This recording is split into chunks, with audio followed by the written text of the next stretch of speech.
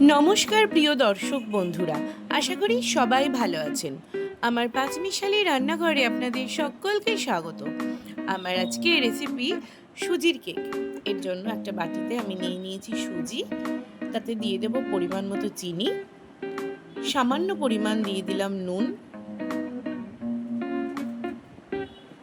আর দেব সাদা তেল। উপকরণগুলোকে একটু নাড়াচাড়া করে মাখিয়ে নিলাম। এরপরে দিয়ে দিলাম এলাচ গুঁড়ো।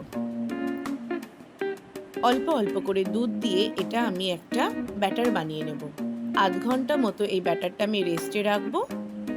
এরপর একটা কেক প্যান নিয়ে নিয়েছি, তাতে মাখিয়ে দিয়েছি ঘি, তার উপরে দিয়ে দেবো সেই ব্যাটারটা। অপরদিকে আর একটা কড়াইতে আমি জল দিয়ে একটা স্ট্যান্ড বসিয়ে রেখেছি। জলটা গরম হয়ে গেছে। এরপর এই প্যানটা আমি বসিয়ে দেব। ওপর থেকে ঢাকা দিয়ে দিয়েছি। এরপর দেখুন কিরকম ভাবে এটা ফুলে উঠেছে। এরপর নিজেদের পছন্দ মতো শেপ দিয়ে এটাকে কেটে নেবেন।